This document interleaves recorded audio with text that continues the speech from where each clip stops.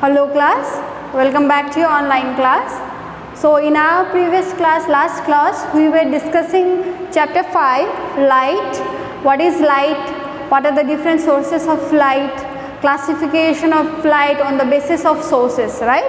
Those were the introductory topics. Today we will carry forward with the same chapter, light. Today we will be discussing first about what is rectilinear propagation of light. Now rectilinear propagation of light means light they travel in a straight line. Okay, light they always travel in a straight line. Okay, now the pathway through which the light travels is referred to as ray and the direction is indicated by arrow. This is ray. Okay, the pathway through which the light travels is referred to as ray, and in order to indicate in which direction the light is moving, you put an arrow. Okay, that since arrow is facing this side, so your light is traveling in this side. So collective rays, when you take a bunch of collective rays, collection of rays is referred to as beam.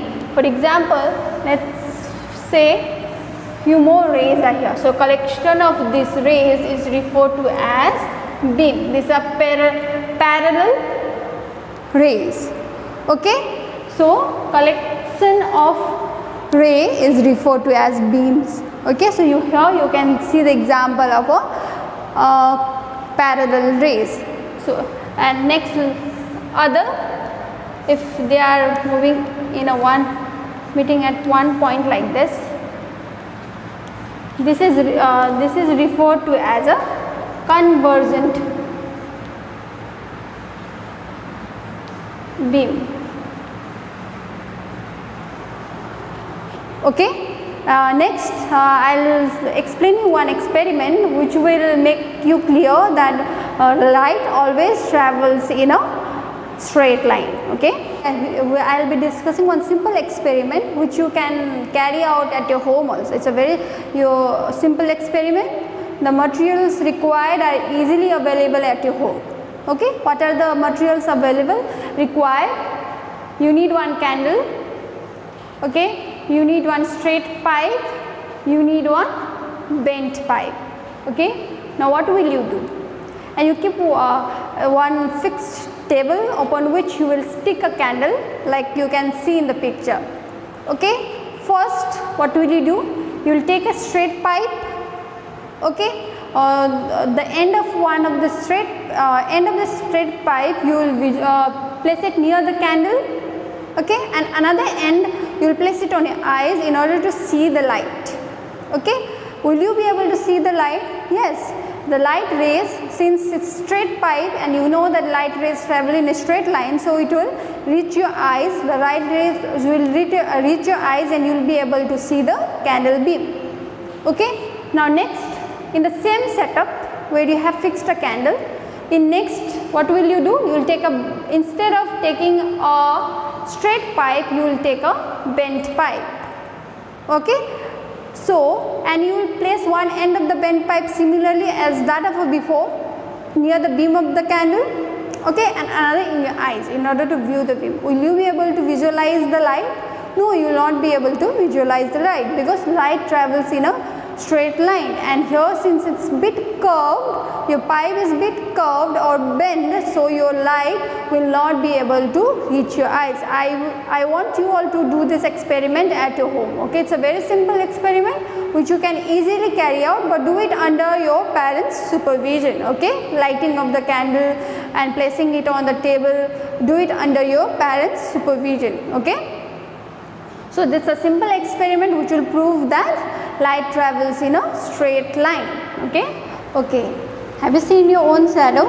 Obviously yes, right? Have you noted down the height of your shadow when you are moving, when you are going around in morning time or at noon or in the evening? If you have not, then do it. Okay. It's really fun looking at your own shadow. Okay. Morning time, if your shadow is generally of a bigger size than what you are. Okay. And exactly at noon your shadow is of shorter size than what you are, okay, and in evening your shadow is much bigger than what than of your size. Okay, so you note down this whether whatever the fact that I am stating is correct or not. Okay, you note down the shadow morning, noon and in evening. Okay, 3 stages of a day you note down your shadow. That's also one of your project. Okay, do it and you tell me whether the fact that given is correct or not. Okay, so how is shadow formed? Okay, we all have seen shadow, but do we know how is it formed? Okay, now for formation of the shadow you need light, you need opaque object, and then you need screen. Okay, you know what is light? What is opaque object? Opaque object, it's an object, okay, through which light cannot pass. Okay, those are referred to as opaque object. Do you know what is transparent object? It's an object through which light can easily pass. Okay, do you know what is translucent object? Translucent means only partially. Okay, light can pass only partially. Okay, like in case of your transparent object, your example could be your glass. Okay, an opaque object, your example could be your butter paper. If you have seen a butter paper, light passes through that but only slightly. An opaque object you can give several examples, like we are also an opaque object, that's why shadow of us are formed, wooden objects. Okay, all these are opaque objects. So you list down the examples of transparent, opaque and translucent objects. Okay, so how is shadow formed? Shadow is formed when light it strikes an opaque object. Whenever light strikes an opaque object, a shadow is formed. Okay, screen means it's area where your shadow formation is taking place. That's a screen. Okay, so light of shadow is usually formed behind the opaque object. Okay, so how is shadow formed? Shadow is formed when a rays or beam of light strikes an opaque object or falls on an opaque object. Okay, whenever it falls on an opaque object, a shadow is formed. Okay, now shadow, it has two regions, umbra and penumbra region. Now umbra and penumbra region. Umbra means it's a darkest portion of a shadow is referred to as your umbra region. Okay, and the lighter portion is referred to as penumbra region. Now next we will be discussing about the shadow formation in case of point source of light and extended source of light. Point source of light and extended source of light we have already discussed in our previous class, what is point and what is extended source of light. Point, let us discuss the shadow formation in different cases. The first one that you can see in front of you is the formation of a shadow with a point source of light. Point source of light means the light rays that is coming out of a source of light is that of a pinhead. Okay, so you can see the setup here. You have a box into which you have electric bulb fitted.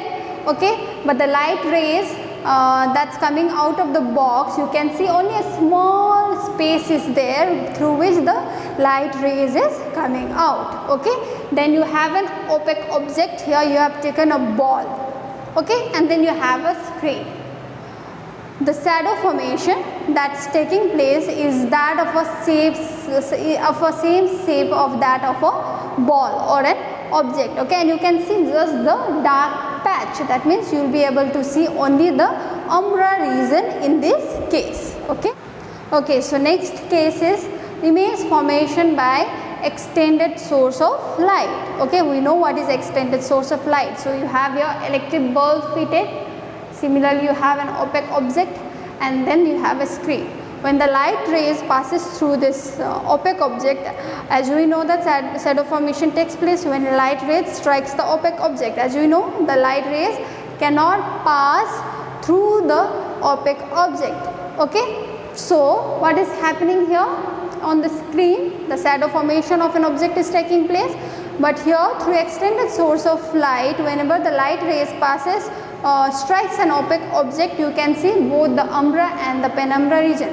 Umbra region is this one, the dark patch, and the penumbra region is your lighter patch region. Okay, umbra region is formed, penumbra region is formed because some of the light source can pass through an object. Some of the region of the object is been focused by the light. That is why you can see the penumbra region. Okay, absence of, when there is a complete absence of a light, okay, you can see just the umbra region. Okay, so that's the second case. And then you have a third case. Here your light source is smaller than that of a object. Okay, whenever the light source is smaller than that of a object, what happens is your umbra, you will be able to see umbra and the penumbra region, both umbra and penumbra region, and as you shift an object away from the light source, your umbra and penumbra region will also be increasing. Okay, so that's what is visualized in this particular figure. Okay, the next one is when your light source is larger than that of an object. So whenever the light source is larger than an object, umbra region is quite smaller as compared to the penumbra region, and as you shift an object away from the light source, your umbra region is going to decrease. Okay, it's going to become very small, whereas your penumbra region is going to increase. That's what is visualized in this figure. Okay, so that's all about the shadow formation. This one we did it with the help of artificial source of light, since we are discussing about we have taken up the candles, so it's an artificial source of light, so we did it with an artificial source of light. Next we will be discussing about the shadow formation, or also referred to as eclipses, because of the natural source of light, what it will happen. Okay, that we will be discussing in our next class, lunar eclipse, solar eclipse in detail in our next class. Thank you.